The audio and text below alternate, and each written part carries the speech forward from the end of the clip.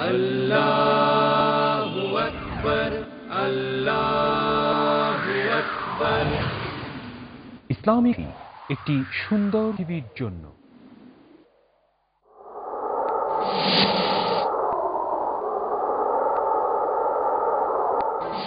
এলো অ্যাক্বা ডিটারজেন্ট। এতে আছে সর্বাধিক অ্যাক্টিভ গ্র্যানুয়ালস ফ্যাব্রিক কেয়ার, কাপড়ের ময়লা দূর করে কাপড় করে আর কাপড়কে রাখে যত্নে। অ্যাক্বা ডিটারজেন্ট।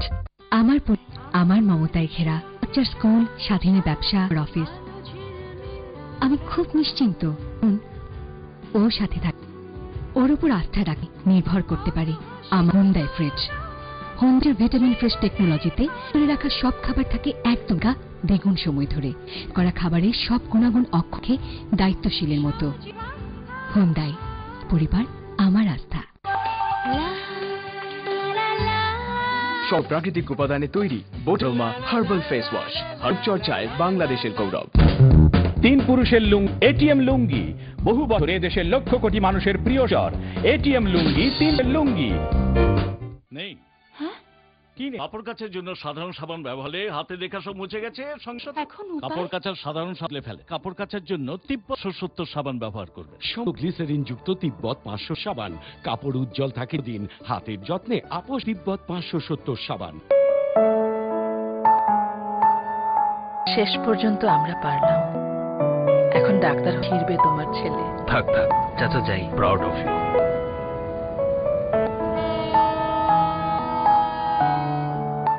তোমার জন্যই সম্ভব সব। বাংলাদেশে প্রথম শুধুমাত্র রবি গ্রাহকরাই পাচ্ছেন ফ্রি জীবন বিধা। শুধু কথা বলে করুন আপনার পরিবারের সুভবিষ্যৎ। জ্বলে উঠুন আপন শক্তিতে। রবি এলো অ্যাক্টিভ পাওয়ার ডিটারজেন্ট। আছে সর্বাধুনিক অ্যাক্টিভ ফ্যাব্রিক কেয়ার, যা কাপড়ের ময়লা দূর কাপড় করে উজ্জ্বল আর কাপড়কে রাখে। Active power detergent. সম্পূর্ণ প্রাকৃতিক উপাদানে তৈরি botanic aroma herbal face, herbal রূপচর্চায় বাংলাদেশ। সুখী করার মতো কি আছে তোমার? কি গাড়ি, বাড়ি, ব্যালেন্স সবই আছে। স্পেশাল কি আছে? সেন্টনে রিসোর্ট আছে, কক্সবাজার ফ্ল্যাট।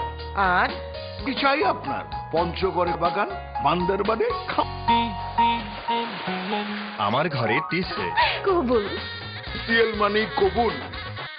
وما أرسل من قبلك إلا رجالا نوحي إليهم فاسألوا أهل الذكر إن كنتم لا تعلمون بالبينات والزبر وأنزلنا إليك الذكر لتبين للناس ما نزل إليهم ولعلهم يتفكرون. السلام عليكم ورحمة الله وبركاته. الحمد لله والصلاة والسلام على رسول الله وعلى آله وصحبه ومن أما بعد. আপনাদের সবাইকে অনেক অনেক প্রীতি জানিয়ে শুরু করছি আমাদের সকলের টান টিফিএল জেনে নিন। কোনটি সরাসরি সম্প্রচারিত হচ্ছে। আপনারা কোনো প্রশ্ন করতে আমাদের কল করতে পারেন। দর্শক, আপনাদের প্রশ্ন দেওয়ার জন্য আমাদের মাঝে উপস্থিত হয়েছে বিশিষ্ট ইসলামী চিন্তাবিদ এবং গবেষক মোহতারাম আবু বকর মোহাম্মদিয়া। আসসালামু আলাইকুম। ওয়া আলাইকুম আসসালাম রাহমাতুল্লাহ। কেমন আছেন মোহতারাম? আলহামদুলিল্লাহ। আলহামদুলিল্লাহ। বাসার সবাই ভালো আছেন? আলহামদুলিল্লাহ। এক আছেন? আমরা তাহলে বিসমিল্লাহ বলেছি। বিসমিল্লাহির রহমানির রহিম। আসসালামু আলাইকুম ওয়া রাহমাতুল্লাহ। ওয়ালাইকুম আসসালাম ওয়া রাহমাতুল্লাহ। জি, আমি বলছি ঢাকা গ্রিন রোড। আচ্ছা আচ্ছা। মহাতারা মাকে সমাজ হচ্ছে তুমি আমরা চাচ্ছি সারাদি কি সহি হাদিস দ্বারা সময় সালাতের সময় অনেকে বলে এটা যায় বিদআত, আবার অনেকে দেখা এটা করার জন্য রাসূল নাকি বলেছেন। আচ্ছা, এই ব্যাপারে একটু আর দ্বিতীয় হচ্ছে আমরা সালাতে যাই, রুকুতে যাই বা সাজদায় যাই, থেকে উঠে মানে প্রথম দ্বিতীয় সাজদা উঠে দাঁড়ানোর আগে একটু বসতে হবে কিনা, আচ্ছা, এই ব্যাপারে একটু জানতে চাই আর কি। ইনশাআল্লাহ। জি, ওয়ালাইকুম আসসালাম। অনেক ধন্যবাদ ভাইয়া আপনার দুটোর জন্য। আমরা মোহতারামের কাছ থেকে জানছি। আব্দুল মান্নান ভাইয়ের প্রথম প্রশ্নটি হবে যে সালাতুত তাসবিহের ব্যাপার পাওয়া যাচ্ছে, আবার কেউ বলছেন আসলে বিষয়টিকে। আলহামদুলিল্লাহ ওয়াসসালাতু ওয়াসসালামু আলা রাসূলিল্লাহ ওয়া বাদ। সালাতের ব্যাপারে অনেকগুলি বর্ণনা এসেছে এবং হাদিসগুলি বেশিরভাগ তো সমস্ত হাদিসগুলি একত্র করলে আসল আছে বলে সাব্যস্ত করা যায়। সেই হিসাবে এটাকে বেদাত বলা যাবে না। এই হাদিসগুলি যে দুর্বল সেই হিসাবে করার জন্য কাউকে উৎসাহ দেওয়া যাবে না। কোনো আমল করে ব্যক্তিগত সে করতে পারে, কিন্তু এটা করতেই হবে, জীবনে একবার করতে হবে এই জাতীয় কোনো কিন্তু আমরা সালাতুত তাসবিহ বর্ণগুলিকে আমরা সম্পূর্ণ বর্ণগুলি একসাথে করলে এটা বুঝার একটা মূল থাকতে পারে, সেই হিসাবে আমল করে ব্যক্তিগত করতে পারে। একটু জানতে চাই বেদাত বলা যায়। আমি একটু আপনার কাছে জানতে চাইবো তাসবিহের ব্যাপারে, যে ওই যে 75 রাকাতে পড়া, এই গণনাটি আসলে সালাতটা 75 বার আসে না, কিন্তু মূল রেওয়ায়াত যেটা আসছে 75 বার আলোচনা আসে না। বর্ণনা যেটা আসছে এটা 75 বার কথা বললো, মানুষের বাড়াইতে পারে 75 বানাই আসলে এতটুকু না, এটা 10 বারের কথা আসছে, 75 বার আসে না। জি, ধন্যবাদ। আর আব্দুল মান্নান ভাইয়ের প্রশ্ন ছিল যে প্রিয় রাকাতের মধ্যে প্রিয় সেজদার পরে দাঁড়ানোর আগে একটু বসে দাঁড়ানো, এটা কি সহিহভাবে প্রমাণিত কিনা আমরা জানার প্রশ্ন নিয়ে ইনশাআল্লাহ তাআলা। আসসালামু আলাইকুম ওয়া রাহমাতুল্লাহি ওয়া বারাকাতুহু। ওয়ালাইকুম আসসালাম ওয়া রাহমাতুল্লাহ। হ্যালো, আমরা শুনতে পাচ্ছি কথা, আপনি বলুন। হ্যালো, আপনি বলুন। হ্যালো, আসসালামু আলাইকুম। আমরা আপনার কথা পাচ্ছি, আপনি বলুন। আমার প্রশ্নটা হচ্ছে ঈশার নাম 11টার পরে পড়লে হবে কিনা? আচ্ছা, জি। মোবাইলে যেতেন খুব উপকার হতো, কারণ এখানে আমার টিভির একটা সমস্যা, কথা যায় না, দেখাও যায় না। জি মোহতারাম, ওনার সমস্যা হচ্ছে, আপনি একটু যদি এশার নামাজ 11টা পড়তে যাচ্ছেন। হ্যাঁ বোন, এশার নামাজ আপনি তার আগে পড়লেই হবে, এবং আগে পড়তে হবে, আপনাকে এটা খেয়াল রাখবেন। তাহাজ্জুদ 4টার পরে পড়লে কি হবে? তাহাজ্জুদ 4টার পরে পড়লেও হবে, কোনো সমস্যা নেই। অনেক আগ পর্যন্ত, আযান দেওয়ার আগ পর্যন্ত আপনি পড়ুন। আযানের আগ পর্যন্ত। জি, অনেক ধন্যবাদ আপনার দুটো প্রশ্নের জন্য। মোহতারামের কাছে আমি জানতে চাইবো যে সিজদা থেকে উঠে কি বে না সরাসরি সিজদা সরাসরি উপরে উঠে দাঁড়িয়ে যাবে, এ নিয়ে দুটি মত আছে। হচ্ছে যে সরাসরি যাবে, এর উপর একটা হাদিস আছে, কাহাদু আলা সুদুর কাদামাইহি, দুই পায়ের উপর ভর করে তিনি উঠে যেতেন। এই হাদিসের উপর আমল করে হানাফিয়ারা আমল করে থাকে, আবু হানিফার অনুসারীরা এর উপর আমল করে থাকে। আর একটি দ্বিতীয় হাদিসটির উপর হাদিস আছে, রাসূলুল্লাহ সাল্লাল্লাহু আলাইহি ওয়াসাল্লাম কানা খাফিফা, তার একটা ছোট জালসা বসতেন, তারপর উঠে দাঁড়াতেন। এই হাদিসটা বেশি আসাহ, সবচেয়ে বেশি বিষয়, এই জন্য এটার উপরে শাফিঈরা ওনারা আমল করে থাকে, শাফিঈ মাযহাবের লোক। দুইটাই যেহেতু হাদিস আছে এখানে, তবে একটা জিনিস এখানে দেখার বিষয়, রাসূলুল্লাহ সাল্লাল্লাহু আলাইহি ওয়াসাল্লাম সর্বশেষ আমলটা যে তিনি উঠে একটু বসতেন, বসে তারপর উঠতেন, সিজদা থেকে উঠে বসে তারপর উঠতেন, শেষের আমল ছিল এটা। এই হিসাবে বেশি আরজাহ মনে করা হয়। হানিফি রাহমাতুল্লাহ অনুসারে বলেন যে হ্যাঁ ঠিক আছে, কিন্তু রাসূলুল্লাহ সাল্লাল্লাহু আলাইহি ওয়াসাল্লাম শেষে অন্য হাদিস মোটা হয়ে গিয়েছিলেন, তিনি সরাসরি উঠতেন না বলেই যার এরকম অবস্থায় সরাসরি উঠতে পারবে না, সেরকম উঠে তারপর উঠতে পারবে, এই জাতীয় আর কি। কিন্তু মৌলিকভাবে আমরা বলি বিষয়টা একদম স্বাভাবিক এবং সুন্নত পর্যায়ের, এবং এটা খুব বাধ্যতামূলক কোনো কিছু নয়, কি সরাসরি উঠে যেতে পারে, তার বাধা নেই। কেউ যদি বলে যে আমি রাসূলুল্লাহ সাল্লাল্লাহু আলাইহি ওয়াসাল্লাম সরাসরি ছিল এটা, সেই হিসাবে আমি এটার উপর আমল করবো, এটা তার করতে পারে। তবে যে ইমাম খেয়াল রাখবে এটা, তাদেরা যদি তার অপেক্ষা না করে তারা যদি উঠে যায়, তো ইমামের আগে তার নামাজের ফিতনা যেন সৃষ্টি না হয় সেটা খেয়াল রাখা দরকার। ইমাম সবসময় মুরাদ মুক্তাদির নামাজের মুরাদুল মুক্তাদিন দেখতে হবে তাদেরকে, যে তাদের অবস্থাটা দেখতে হবে, তারা সত্যি সত্যি না তার সাথে নামাজটা শুনতে পারছে কিনা, এটা তাদের খেয়াল রাখা দরকার। ধন্যবাদ। একজন দর্শক আছেন অপেক্ষায়, ফোনটি নিচ্ছি মোহতারাম। আসসালামু আলাইকুম ওয়া রাহমাতুল্লাহি ওয়া বারাকাতুহু। ওয়ালাইকুম আসসালাম ওয়া রাহমাতুল্লাহি ওয়া বারাকাতুহু। জি, জানার বিষয় হচ্ছে আমার যেটুকু টাকা আছে আমার মৃত মুরগকে কুরবানি দেওয়া যায় নাকি সদকা জারিয়া হিসেবে কোনটা দিলে বেশি ভালো হবে, মেহরবানি করে একটু জানাবেন। হচ্ছে কোনো অসুখের কারণে আমরা যে পানি খাই সেখানে কোন কোন দোয়া সুন্নাত অনুযায়ী উচিত, একটু মেহরবানি করে বলুন। জি, অনেক ধন্যবাদ আপনার প্রশ্নগুলোর জন্য, আমরা জানবো। মোহতারাম, আমাদের বোনের প্রথম যে পরিমাণ টাকা আছে, টাকা আপনি নিজের কোরবানি, কিন্তু টাকার কোরবানি দিবেন, মৃতের জন্য নয়। তা অতিরিক্ত থাকলে সেটা আপনি মৃত কোরবানি দিবেন না সদকা করবেন। কোরবানি কিন্তু সুনির্দিষ্ট সময় হয় এবং শুধুমাত্র জিলহজে হয়, যে সময় পার হওয়ার পর আপনি ইচ্ছা করলে অন্য সময় করতে পারেন, সেই হিসাবে আপনি কোরবানি দেওয়াটা ভালো হবে।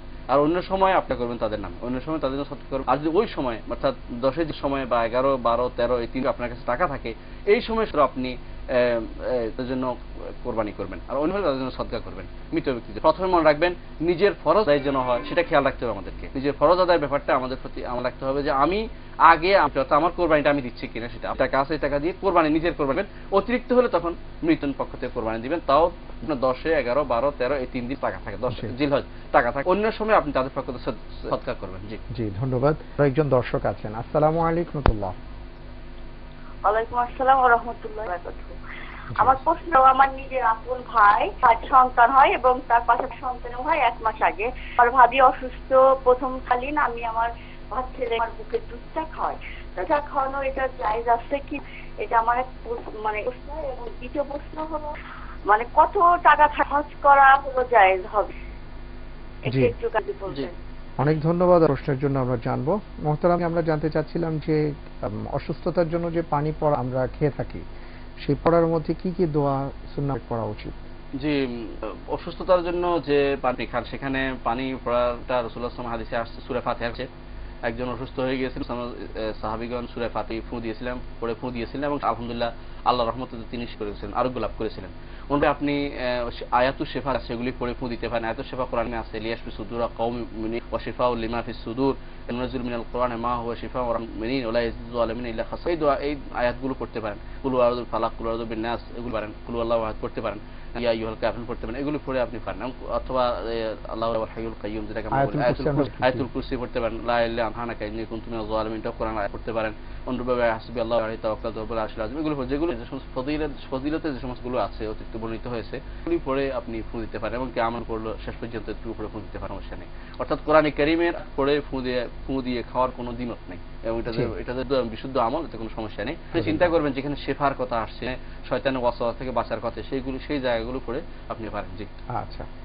এরপরে আমরা জানতে চাইবো, আমাদের বোন যেটি করেছেন যে তিনি তার সন্তান তার ভাতিজা একই সময় হয়েছে 1 মাসের, সেদিক তো তিনি তার ভাতিজাকে দিয়েছেন, এতে কোনো সমস্যা? জি, এই ব্যাপারটি জানবো, একটু নিয়ে নিচ্ছি। একজন দর্শক আছেন অনেকক্ষণ। আসসালামু আলাইকুম ওয়া রাহমাতুল্লাহি ওয়া বারাকাতুহু। ওয়ালাইকুম আসসালাম ওয়া রাহমাতুল্লাহি ওয়া বারাকাতুহু। হুজুর, আমার প্রশ্ন ছিল যে একটা ওয়াক্ত শুনেছিলাম যে উনি কথা বলেছিল যে নামাজে মুনাজাত করে এটা বেদাত, সত্য কিনা সেটা জানার খুশি হব। একটা প্রশ্ন হচ্ছে যে আমরা যত ব্যক্তিকে মাটি দেই যে মিনহা খালাকনাকুম ওয়া ফিহা নুরুওয়াটা পড়ি, এটা সত্য কিনা? আর একটা বলে যে লা ইলাহা ইল্লাল্লাহ, এই জিকিরটা কি জোরে বলতে হবে না নীরবে? জি, অনুবাদ আমরা জানবো ইনশাআল্লাহ তাআলা। জি মুহতারাম, এটাকে দুধ খাওয়ানোর বিষয়টি একটু জানতে চাই। বোন ভাতিজাকে দূর গেছেন, এতে দোষের কিছু নেই, এটা শরীয়তে আছে এবং কোনো সমস্যা নেই। তবে এদিক খেয়াল রাখবেন, আপনার বাচ্চারা তার জন্য এখন দুধ ভাই বোন হয়ে গেছে। এখন আপনার আগে এমন ছিল যে আপনার মেয়েকে ওকে দিতে পারতেন অথবা তার মেয়েকে আপনি বিয়ে পারতেন, এরকম হয়তো আপনার কাছে বিয়ে দিতে পারতেন। এখন আর এটা হবে না, পরস্পর ভাই বোন হয়ে গেছে, এটা কি হবে শুধু। এবং এতে শরীর বাধা নেই, কারণ শরীরে এরকম আগে থেকেও আছে, এখনো আছে। জি মোহতারাম, আরেকটা তিনি করেছেন যে কত টাকা হজ করতে হবে? বোন, শরীয়ত কিন্তু কোনো টাকার উপর নির্ধারণ করে দেয়নি টাকা থাকলে হজ করতে হবে। শরীয়ত বলে যে ওয়ালিল্লাহি আলান নাসিল বাইতি মান ইসতাতা ইলাইহি সাবিলা, যে ব্যক্তি কাবা ঘরের কাছে যেতে পারবে হজ করা ফরজ। ঘরের কাছে কিভাবে যেতে পারবে? কেউ যদি আরেকজন নিয়ে যায় সেও যেতে পারবে। কেউ যদি বলে তোমাকে ওখানে কাজের জন্য, সে কাজ করলো তারপর হজ করলো, তারও হয়ে যাবে। অর্থাৎ এখানে সাঁটা দেখতে হবে তার দুইটা, একটা হলো সামর্থ্য, একটা হলো কায়িক সামর্থ্য, শারীরিক সামর্থ্য। দুই সামর্থ্য হয়তো ভালো, এবং যদি সামর্থ্য কম লাগে, সামর্থ্য বেশি থাকে, সে চলে যেতে পারে, তাহলে কোনো হেঁটে হেঁটে চলে গেলেও তার হজ হয়ে যাবে। টাকার সাথে ফরজিয়তটা নির্ভরশীল নয়, ওখানে যাওয়ার পৌঁছার সাথে নির্ভরশীল হবে। মানে কিভাবে পৌঁছতে পারবে, কম পয়সা পৌঁছতে তার হজ হয়ে যাবে, আর যদি কোনো বেশি টাকা বেশি লাগে সেটাও দিতে হবে তাকে, খুব খেয়াল রাখতে হবে। প্রত্যেকে তার সম্পর্কে আমরা ভালোই বুঝি যে আমি সেখানে পৌঁছানো পর্যন্ত বিষয় আসলে, হ্যাঁ সেটাই। ওই সময় পারলে এটাও খেয়াল রাখবেন, যদি এর দায়িত্ব থাকে পরিবারের, সে পরিবারের পেছনে খরচটা রাখতে হবে, তার জন্য রাখতে হবে। আর কোনো যে মেয়ে মানুষ, তার জন্য তার মাহরামের খরচ যদি না পাওয়া যায়, মাহরাম যদি নারাম হাজি মাহরাম পাওয়া যাচ্ছে না, তখন কি কোনো মাহরাম নিতে, মাহরামের খরচটাও তাকে দিতে হবে, তারপর হজ খরচ হবে। আচ্ছা মোহতারাম, এরপর একটি প্রশ্ন পেয়েছি এই ধরনের ভাইয়ের পক্ষ থেকে যে তিনি মাহফিলে শুনেছেন যে নামাজের পরে সালাতের পর সম্মিলিত বিদআত, তো এই ব্যাপারে আমরা জানছি। জি ভাই, আপনি কথাটি শুনেছেন, যিনি আপনাকে সঠিক দিয়েছেন। মূলত রাসূলুল্লাহ সাল্লাল্লাহু আলাইহি ওয়াসাল্লাম জীবনে কখনো নামাজের পরে সম্মিলিত করেননি, এর কোনো প্রমাণ সঠিকভাবে বিভিন্ন বর্ণনা যেগুলি সবগুলি দুর্বল, এগুলি সবগুলি মিলেও হাসান হয় না, সেই হিসাবে বর্ণনাগুলি শুদ্ধ নয়। সেই স্পষ্টভাবে যে সম্মিলিতভাবে মুনাজাত করাটা বিদআত। ব্যক্তিগতভাবে কেউ যদি কোনো তার আদরিয়া মাসুরা যে সমস্ত আছে নামাজের পরে সেগুলো দোয়াগুলি করলো, জিকিরগুলো করার পরে কাছে কান্নাকাটি করলো ব্যক্তিগতভাবে, সেটাতে বাধা নেই। মানুষ আল্লাহ এই সময় কবুল হতে পারে নামাজের সময় দোয়া। ইবনে কাইয়িম রাহমাতুল্লাহ তার জাদুল মাআরিফ করেছেন যে আজকারগুলি করার ব্যক্তিগতভাবে কেউ দোয়া করলে সেটা কোনো বাধা নেই। কিন্তু সম্মিলিতভাবে যে আমাদের দেশে প্রচলিত আছে, এর মাধ্যমে অনেকগুলি রহিত হয়ে গেছে। প্রথম সুন্নতগুলি আর করা হয় না, যে আজকারগুলো সবসময় করতেন, এবং যেগুলি প্রাণ বলা যায় একটা মানুষের পরবর্তীর জন্য প্রাণ, আবার নামাজ আসা পর্যন্ত তার প্রাণ ফিরে পায় যখন সে আবি করে, যখন সুবহানাল্লাহ আলহামদুলিল্লাহ আয়াতুল কুরসি বা কুল আল্লাহু আহাদ, কুল ফালাক, কুল রাব্বিন এগুলি পড়ে, তখন তার মধ্যে প্রাণ চাঞ্চল্য সৃষ্টি এবং সে আল্লাহ ফিরে আসার মতো অবস্থা তৈরি। এটা না করে আমরা সুন্নতগুলো উঠে যাওয়ার একটা বিরাট আবিষ্কার করেছি এই মুনাজাতের মাধ্যমে। তো আমরা যেন এটা না করুন, আমরা যেন সুন্নতগুলিকে আবার তার সেদিকে আমাদের খেয়াল রাখা। আল্লাহ তাআলা তৌফিক দান করেন। অনেক ধন্যবাদ মুহতারাম, ধন্যবাদ দর্শক আপনাদেরকেও সুন্দর প্রশ্ন করার জন্য। সময় হয়েছে বিরতিতে, ফিরে আসছি কিছুক্ষণ পর, আমাদের সাথেই থাকুন।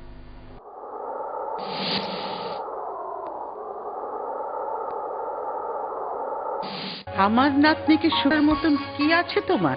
বাড়ি, ব্যাংক ব্যালেন্স আছে। স্পেশাল কি আছে? সেন্ট মার্টিনের রিসোর্ট আছে, জোগরে কমলা বাগান, বান্দার খামার।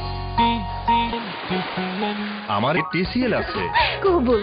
টিসিএল মানে কবুল।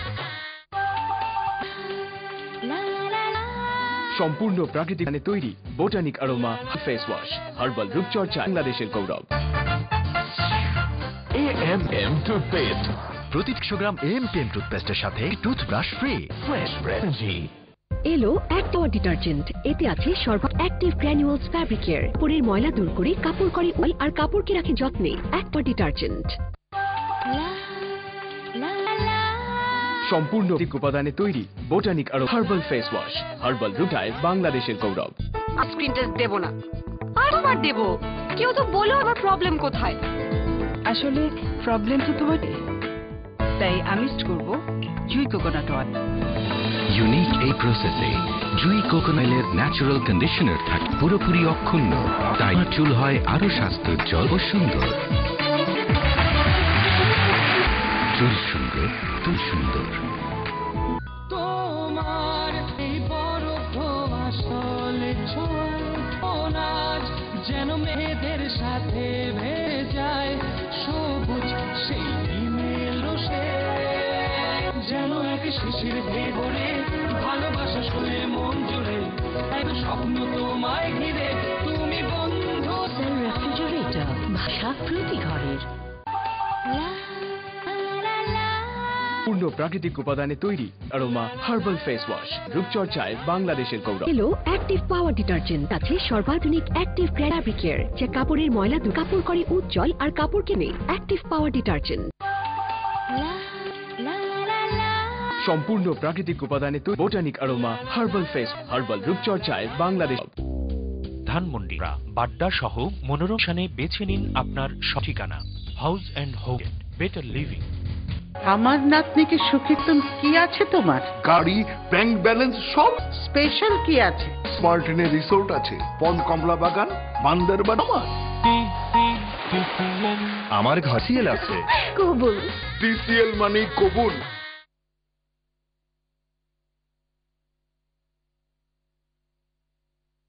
নিশ্চয়ই নামাজ মন্দ ও খারাপ কাজ বিরত রাখে আল কোরআন, সুতরাং নামাজ পড়ুন। টিভি।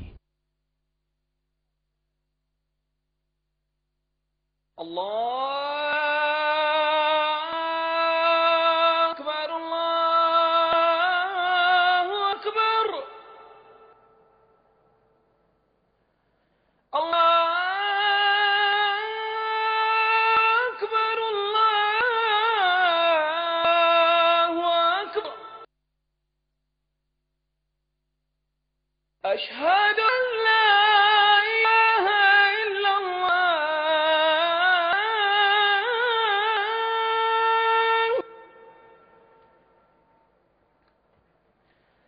أشهد أن لا إله إلا الله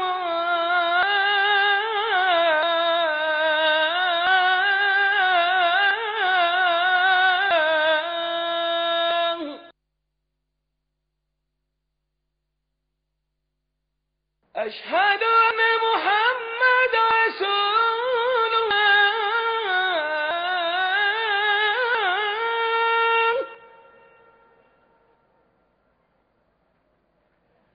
أشهد أن محمد رسول الله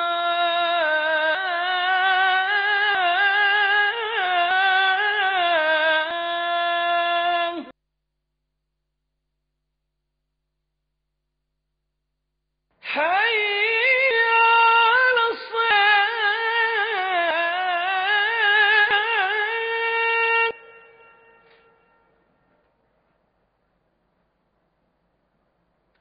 حي على الصلاة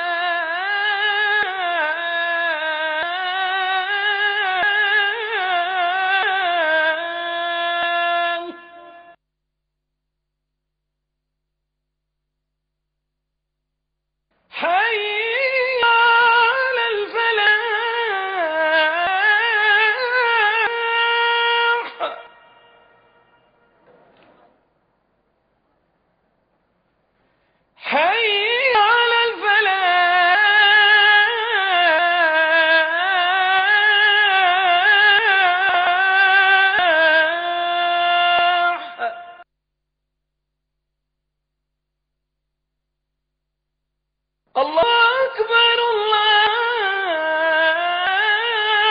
أكبر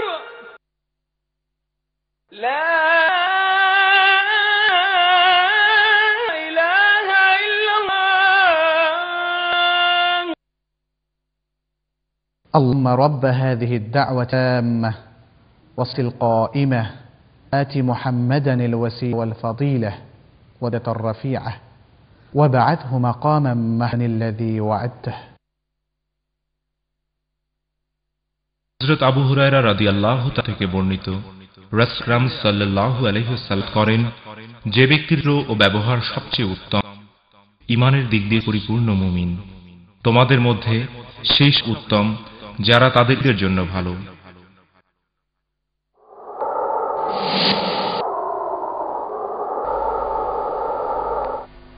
বিরতির পর সবাইকে আবারও সাদর আমন্ত্রণ। প্রিয় দর্শক, টিসিএ জেনে নিন এই অনুষ্ঠানে আর সরাসরি সম্প্রচারিত হচ্ছে। সুতরাং আরো একজন দর্শক আছেন টেলিফোন কন্টিনিউছি। জি, ওয়ালাইকুম আসসালাম। ওয়ালাইকুম আসসালাম। বোন, আপনার টেলিভিশনের সাউন্ডটি জি হ্যাঁ বলুন। স্বামী যদি তার বিয়ের বিয়ের আগে সরকারি চাকরি করে, বিয়ের পরে সে জানতে পারছি যে তার মধ্যে বৈধ আয়ও আছে তার। এখন প্রশ্ন হলো, বিয়ের দিন ও যদি স্বামী ওরে মহারণার টাকা আদায় করে দিচ্ছে আর কি, এখন ওর তো সম্ভবত অবৈধ আয় হবে, স্ত্রীর কাছে একটা সন্দেহ। এখন ওইটা কি স্ত্রীর জন্য কি হবে নাকি? জি, অনেক ধন্যবাদ। আমরা জানবো আল্লাহ তাআলা মুহতারামের কাছ থেকে। মুহতারাম, তার আগে আপনার জিজ্ঞাসা যে আমরা যখন মৃত ব্যক্তিকে কবরস্থ মিনহা খলাকনাকুম ফিহা নুম এই আয়াতে কারিমাটি করতে দেখি, তো এর কোনো ভিত্তি আছে কিনা বা এটির সাথে সুন্নাহর কোনো সম্পর্ক? যে প্রশ্ন করেছিলেন, আসলে খলাকনাকুম ফিহা নুঈদু মিনহা নুখরিজুকুম তারাতান উখরা, আমাদের দেশে একটা প্রচলন আছে, প্রত্যেকে এক মুষ্টি করে মিনহাকুম এক মুষ্টি মিনহা এভাবে মুষ্টি মুষ্টি করে দেয় কবরের মানুষ দাফন করা হচ্ছে। এইটা সুন্নাহ দ্বারা নয়, সুন্নাহ দ্বারা সহিহ সুন্নাহ দ্বারা পাইনি। সেই হিসাবে আমরা যে এই সুন্নাহ যেহেতু সুন্নাহ দ্বারা নিতে হয়নি, সেহেতু এটা আমরা করবো না, নিতে হয়নি। তো কোনো কোনো যে সুন্নাহ সেগুলি আসছে, সেগুলো দুর্বল বর্ণনা, সেগুলো করার যোগ্য নয়, আমল করবো না। এইভাবে আমরা মাটি দেবো, মাটি দেবো, কোনো সমস্যা নেই। কিন্তু এই যে খলাকনাকুম এই তিলাওয়াতটা করার কোনো বিধান আছে? কোনো ভিত্তি নেই, তিলাওয়াত করার কোনো ভিত্তি নেই। এবং এটা আলহামদুলিল্লাহ দেরাসা হয়েছে, শিক্ষা এখন সবাই জানে এটা যে আলহামদুলিল্লাহ এটার সুন্নাহ দ্বারা প্রমাণিত হয়। ধন্যবাদ। খুব চমৎকার একটি বিষয়, গুরুত্বপূর্ণ বিষয় আমরা জানলাম মুহতারাম। এরপর জানতে চাইবো, লা ইলাহা ইল্লাল্লাহ এই জিকিরটি যদি কেউ করে, হলে তিনি নীরবে করবেন না সরবে? লা ইলাহা এটা নীরবে বা আস্তে, খুব জোরেও নয়, খুব আস্তে। মানুষ যখন একাকিত্ব করে তখন সে নিজেকে শোনানোর জন্য পড়া যায়, এতটুকু বলবে। কিন্তু লা ইলাহা ইল্লাল্লাহ এর অর্থটা পড়া উচিত, এটা নিঃসন্দেহে ভালো। এবং এটা একটা ভালো জিকির, রাসূল সাল্লাল্লাহু আলাইহি ওয়াসাল্লাম উত্তম জিকিরের মধ্যে এটাকে উল্লেখ করেছেন। কিন্তু আস্তে পড়াটা উত্তম, খুব জোরে জোরে বা মাজমা বসে হালকিয়ে এই জিকির করা বেদাত হবে, বিদআত হবে। এবং আল্লাহ এটাই বলেছেন যে অর্থাৎ খুব জোরেও নয়, আবার আস্তেও নয়, খুব মাঝামাঝি স্বরে, যেটা স্বাভাবিক মানুষ যেভাবে কথা বলে সেভাবে মানুষ জিকিরটা করতে পারে। এবং গাফলাত আসে মনের ভিতরে, তখন একটু জোর পারে, অলসতা আসে, ওটাকে দূর করার জন্য লা ইলাহা ইল্লাল্লাহ এটা যতবার বলবেন ততবারই হবে, এটা ভালো জিনিস। কিন্তু সবসময় জোরেই বলতে হবে, সবসময় বলতে হবে, এরকম কোনো নির্দিষ্ট কিছু আসে না।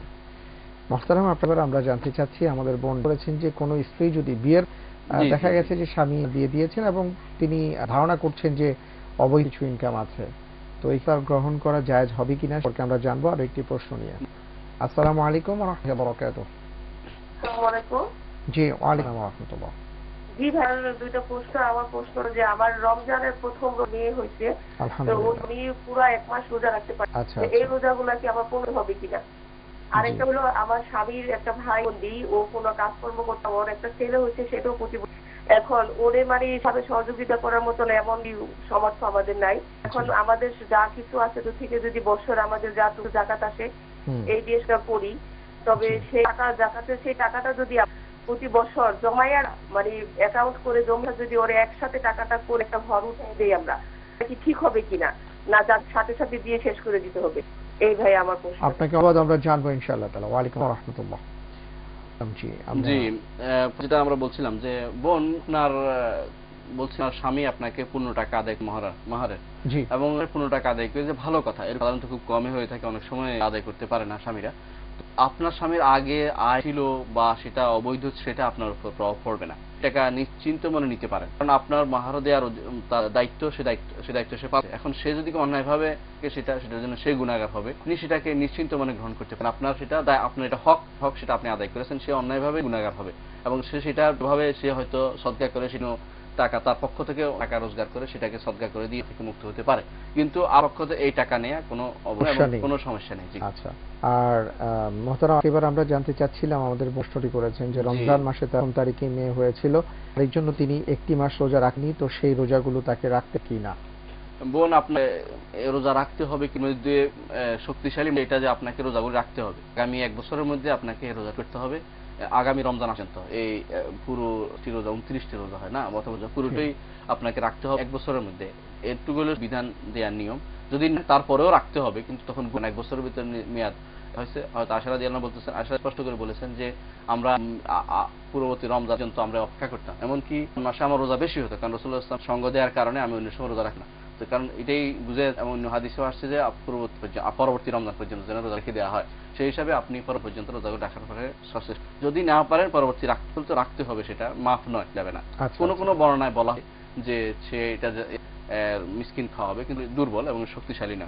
আচ্ছা আচ্ছা, ক্ষেত্রে আপনার কাছে আমি জানতে চাইবো যে রমজানের ব্যাপারটি, যে সন্তানের অধিকার আছে, এই দুধের অধিকারের জন্য তিনি কিছুদিন বিলম্বিত করেন আর কি পর রাখেন, তাহলে কোনো গুনার ব্যাপার থাকবে কিনা? প্রশ্নটি নিয়ে নিচ্ছি। প্রশ্নটি, আসসালামু আলাইকুম ওয়া রাহমাতুল্লাহি ওয়া বারাকাতুহু। ওয়ালাইকুম আসসালাম ভাই, আমার প্রশ্ন, আমি মতিঝিল স্টেশনারি দোকানের ব্যবসা করি। আচ্ছা আচ্ছা, সেখানে আমার কাস্টমার আছে যে মাল কিনতে কিছু অনেক সময় আছে যে আমার দোকানে নাই, সে অন্য দোকান থেকে আইনে দিয়ে বিক্রি করে, সেখানে আমার আবার কিছু টাকা তারা আমাকে দেয়, সেটা আমার জন্য ইয়া হবে কিনা, বৈধ হবে কিনা? আচ্ছা, ধন্যবাদ, আমরা জানবো ইনশাআল্লাহ তাআলা। জি, বলছিলেন যে বলছিলেন দুধের অধিকারের কারণে। হ্যাঁ ভাই, দুধের অধিকারের কারণে রাখতে রমজান আগামী রমজানও পার তার গুনাহ হবে না ইনশাআল্লাহ, কারণ এটা একটি জিনিস জনগুরুত্বপূর্ণ কাজ, এটা সন্তানের অধিকার। বলেছেন আর কি বাচ্চার জন্যই পারেন না, হয়তো তারা এটা সমস্যা রাখতে পারেন, পরবর্তী রমজানের অন্য হতে পারবেন, মানে তাকে এটা খেয়াল রাখতে হবে। জি মহতারাম, আরেকটি প্রশ্ন ছিল যে তার ভাইয়ের কথা তিনি বলেছেন যে প্রতিবন্ধী সন্তান হয়েছে, তাও প্রতিবন্ধী, এখন যদি তারা যাকাতের টাকা একত্রিত করে কয়েক বছর পর একটি ঘর, তাহলে সেটা হবে কিনা? এখানে দুইটি জিনিস, একটা স্বামীর এমন যদি হয় ভাইকে তার আর কিছুই নেই, একাই মানে তার আবার সজা হয়েছে, কেউ দেখার মতো কিছু নেই, মানে জাকাতের হকদার সে, তাহলে জাকাতের টাকা দিতে পারে, জাকাতের টাকা দিতে স্বামীর ইচ্ছাগুলো সেও দিতে পারবে, কারণ তার আসলও না ফরাও নাই, সেই হিসাবে দিতে পারবে। কিন্তু মনে রাখতে, যদি এমন হয় যে তিনি একমাত্র অভিভাবক, আর কেউ নাই, তাহলে তাকে দায়িত্ব কিন্তু স্বামীর উপর বর্তাবে, তাকে দেখাশোনা পুরোপুরি, এবং তার পরিবারের পরে যারা আসবে বা তারা ক্ষতিগ্রস্ত হলে সেখানে তাদের জন্য জাকাতের টাকা তাদের করতে পারেন, অর্থাৎ ভাইয়ের জন্য নয়, এর সন্তানদের জন্য আর কি, তার অধীনে থেকে থাকে, তার অধীনে তখন তারা জাকাতের টাকা দিতে, আর তার ভাইয়ের জন্য তখন দিতে পারবে, কারণ তারা আলাদা, দূরের। অর্থাৎ যদি কি সংসারটা যদি আলাদা হয়, আলাদা হলে তাকে জাকাত দিতে পারবে, যদি 91 সংসারে থাকে জাকাতের টাকা দিতে পারবে। মোহতারাম, এখানে কিন্তু ওনারা বলেছিলেন কয়েক বছরের টাকা একত্রিত আর কি, আরেকটা কথা বলছিলেন, আরেকটা কথা বলছিলেন জাকাতের টাকা একত্রিত পারবে কিনা। জাকাত একত্রিত করে যদি একমাত্র অভিভাবক এবং তার সন্তান, প্রতিবন্ধী ব্যক্তি তার সম্পদ প্রতি সামর্থ্য নয়, এমন হলে অভিভাবক হিসেবে জমাইয়ে রাখতে পারবেন, ওই প্রতিবন্ধীর নামে রাখতে পারবেন। কিন্তু যদি তিনি ইচ্ছা করলে টাকাটা তিনি সংরক্ষণ করতে পারবেন ব্যাংকে, তাহলে ওনার নামেই সেটা সংরক্ষণ করতে হবে এবং বছরে ওখানে জমা দিতে হবে। তারপরে কোনোভাবেই আপনি ওখান থেকে তার জন্য ঘর করতে পারবেন, কিন্তু ভাবেই আপনি নিজের কাছে রাখতে পারবেন না, যতক্ষণ জাকাত তার কাছে চলে না যায় ততক্ষণ পর্যন্ত সেটা না, সেটা আমাদের খেয়াল রাখতে হবে। জি ধন্যবাদ জানাচ্ছি দর্শককেও। আপনারা দেখছেন টিসিএল জেনে নিন, সময় বিরতিতে যাওয়ার, ফিরে আসছে একটু পর।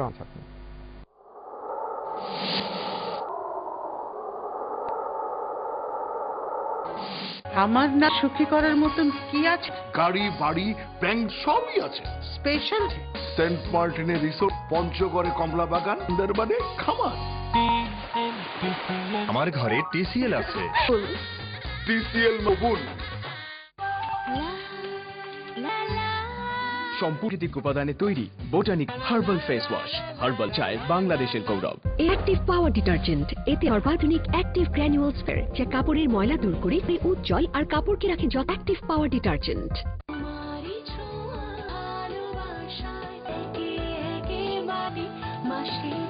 সমৃদ্ধ তিব্বত স্নো। চোখে তোমার সবে সাজাই, বলো কাছে রাখি আমায়, ভালোবাসা ছোঁয়ায়, মনেরই দেশে ফুলের রং ছড়া, স্বপ্নেরই জানি ওয়ালটন রেফটেল, প্রিয় সাথী আমার।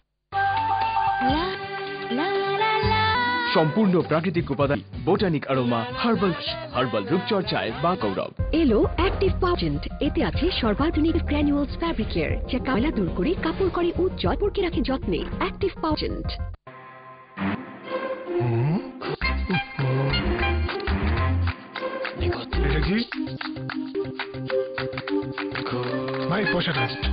এই আকমল হাসানের উপর অনিত হলেও আপনার জেনে ভালো লাগবে, আপনার জন্য সেরা জাতের সরিষা দানা বা কঠিন কাজটি তিনিই করে থাকেন। বাছাইকৃত দানা থেকে কঠোর মান মাধ্যমে প্রস্তুত হয় রাধুনিক খাঁটি তেল। তাই এর মান নিয়ে আপনি থাকতে পারেন তো। রাধুনিক খাঁটি সরিষা তেল, দানার সেরা তেল। সম্পূর্ণ উপাদানে তৈরি botanic aroma herbal face wash, herbal রূপ বাংলাদেশের গৌরব। এলো পাওয়ার ডিটারজেন্ট, এতে আছে আধুনিক অ্যাক্টিভ গ্র্যানুয়ালস ফ্যাব্রিক, যা কাপড়ের ময়লা দূর করে কাপড় জল আর কাপড়কে রাখে যত্নে। পাওয়ার detergent. Come in. Anything? No sir, life প্রিয়, বুঝলে রুবা, আমার বাসায় বিনোদন পিপাসুদের জীবন ঢোক, এ যেন পুরি। এই টিভি তোমাদের কানবে। স্যার, প্রযুক্তির হুন্ডাই টেলিভিশন কিনলে বিশ্বের সর্বাধিক প্রযুক্তিতে তৈরি কোরিয়ার Hyundai high resolution YUV picture stereo digital sound system আপনার দৃষ্টি ও শ্রবণ শক্তিকে রাখবে হুন্ডাই টেলিভিশন, দৃষ্টি সুরক্ষায়। থপথপে সাদা শুধু চোখ ছাই, রং চঙে রঙের সাজা গায়, শুভ্রতা কোন জাদু নেই, জানি শুধুই জানি। তিব্বত ডিটারজেন্ট পাউডারে এক্সট্রা পাওয়ারের জাদু এখন যে আমার হাতে। Detergent powder. তোমার স্বরূপ আসলে ছোঁয়াজ যেন মেঘের সাথে ভেজায়, সবুজ সেই ইমেল যেন এক শিশির ভেজে, ভালোবাসা সোতে মন জুড়ে, এক স্বপ্ন তোমায় ঘিরে, তুমি বন্ধু। রেফ্রিজারেটর, ভাড়া প্রতি ঘরের। প্রাকৃতিক উপাদানে তৈরি বোরোমা হার্বাল ফেস ওয়াশ, রূপচর্চায় বাংলাদেশের গৌরব। অ্যাক্টিভ পাওয়ার ডিটারজেন্ট, যে সর্বাধুনিক অ্যাক্টিভ গ্র্যানুয়াল কেয়ার, যা কাপড়ের ময়লা দূর করে উজ্জ্বল আর কাপড়কে রাখে। Active power detergent. Dhanmondi Badda সহ মনোরম লোকে বেছে নিন আপনার স্বপ্নের ঠিকানা। House and home, better living.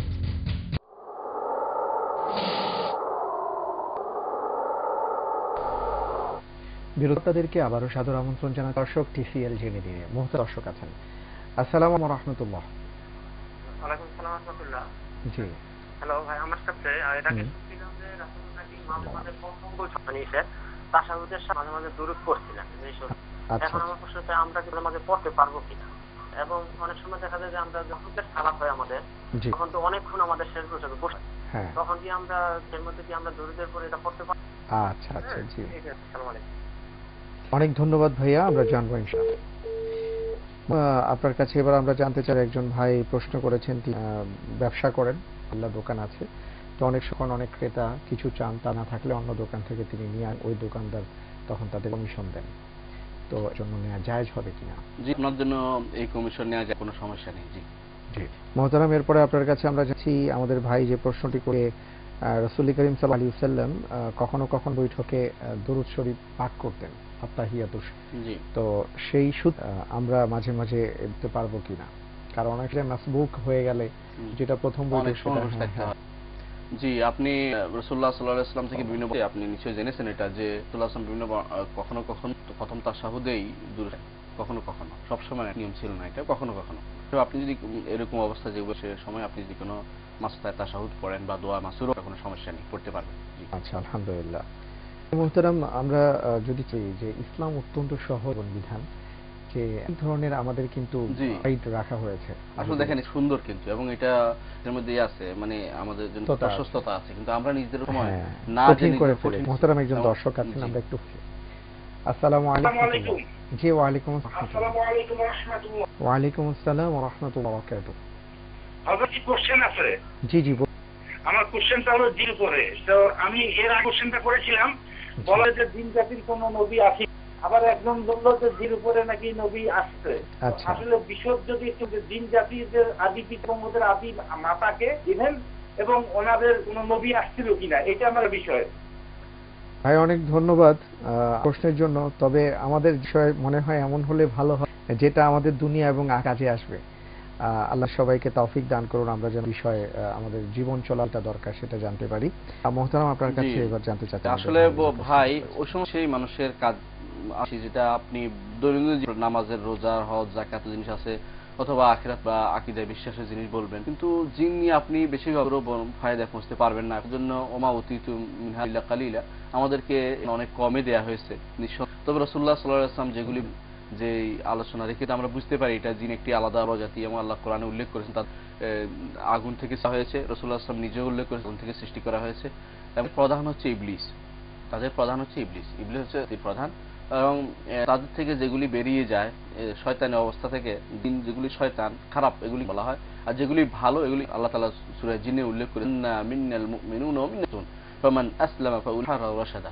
যে ইসলাম গ্রহণ করে রাসূলুল্লাহ যে জিনটা ছিল সেটা ইসলাম গ্রহণ করেছিল, যারা ইসলাম গ্রহণ করে তারা সঠিক, আর যারা ইসলাম গ্রহণ করে না তারা শয়তানি স্বীকৃতি পায়। সুতরাং জিন জাতির প্রধান ইবলিস, তার ইচ্ছে ছিল এটা কোথাও আসেনি, আমরা পারবো না। 2 নম্বর হচ্ছে যে কোন নবী আসছে কিনা, আমাদের কাছে কোরআন এবং সুন্নাহে কিছু আসে নাই, সুতরাং আমরা কিছু বলবো না। তবে জিন জাতির উপর নবী আমাদের জিন এবং সবার জন্য এই কোরআনে কারীমে উল্লেখ করেছেন, ভাট্টা একটা সূরা আলাদা করেছেন তাদের ব্যাপারে। রাসূলুল্লাহ সাল্লাল্লাহু আলাইহি ওয়াসাল্লাম কি নির্দেশ, পুরো জিনের সূরাটা পুরোটা মধ্যে আসছে যে কুনুনা আলাইহি লিবাদা। তো এরা ঈমান আনছে, তাদের রাসূল হাদিসের বিভিন্ন হাদিসে এসেছে। সেই হিসাবে রাসূলুল্লাহ সাল্লাল্লাহু আলাইহি ওয়াসাল্লাম জিন এবং ইনসের নয় তিনি প্রেরিত, আমরা বুঝলে আমাদের জন্য যথেষ্ট হবে। এর প্রতি যুগে যুগে তার জন্য তার নবী আসছিল কিনা, বা তাদের মুসা আলাইহিস সালাম বা অন্যান্য কি দুই উভয় প্রজাতির কালেন কিনা, এরপর আমাদেরকে স্পষ্ট তিনি। আমাদের নিয়ম হচ্ছে এটা যত স্পষ্ট আসবে না, কোরআন এবং সুন্নাহ যাবে না, আমরা আকীদা বিশ্বাসে তামিল দিয়ে বা কোনো ধারণা কিছু আমরা বলবো না, এবং সেটা বলা এটা অনুমোদন করে না। আল্লাহ আমাদের তৌফিক দান করুন। একজন দর্শক আছেন। আসসালামু আলাইকুম। আসসালামু আলাইকুম। জি ওয়া আলাইকুম ওয়া রাহমাতুল্লাহ।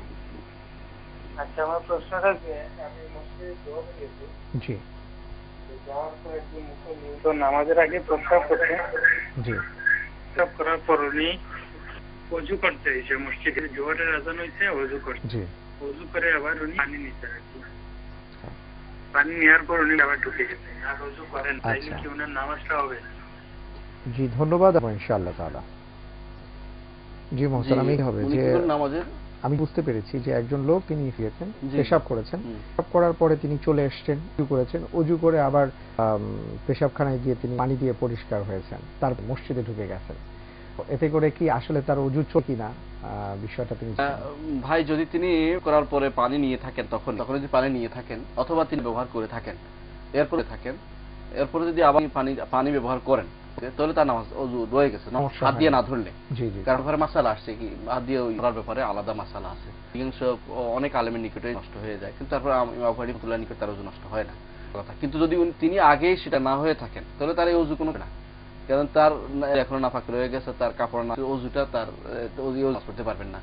তো আপনি জানেন কি সেখানে পানি নিয়েছেন কিনা, হতে পারে ধোঁয়াশা রয়ে গেছে, হতে পারে তিনি হয়তো নিয়েছেন, এখানে এসে তিনি আবার ওযু করেছেন, কোনো সমস্যা হতে পারে, যেটা বলে সমস্যা আছে একটা হাদিসে আছে, সেটা হচ্ছে কেউ যদি এরকম সময় সেখানে পানি ছিটিয়ে দিতে বলা হয়েছে, আসছে কিনা তা আবার একটু বের হলো কিনা, এই জাতীয় সময় ছিটিয়ে দিতে বলা হয়েছে, যাতে করে তার সন্দেহ দূর হয়ে, এটা কিছু না, এটা পানি হতে পারে, আপনি জানেন না, তো আমরা কিছু বলতে পারবো না যে আসলে সত্যি করতে পানি আগে নিয়েছিলেন কিনা। যদি যিনি আগে ডিলেও নেন নাই, তাহলে তার এটা কোনো কাজে আসবে না। জি ধন্যবাদ মোহতারাম। আলহামদুলিল্লাহ, আমরা প্রশ্নের উত্তর আজকে আপনার মাধ্যমে জানলাম। প্রশ্ন ছিল তা আমরা বইয়ের উপর আমল করার। আল্লাহ তাআলা সবাইকে তৌফিক দান করুন। আপনাকে ধন্যবাদ, জাযাকাল্লাহু খাইরান। দর্শক আপনাদের অনেক ধন্যবাদ সুন্দর সুন্দর প্রশ্ন করার এবং আমাদের অনুষ্ঠানটি দেখার জন্য। আল্লাহ রাব্বুল আলামিন আমাদের সবাইকে কোরআনের ভিত্তিতে আমল করার তৌফিক দান করুন। এই প্রত্যাশায় আপনাদের সবাইকে বিদায় নিচ্ছি। আল্লাহ হাফেজ। আসসালামু আলাইকুম ওয়া রাহমাতুল্লাহি ওয়া বারাকাতুহু।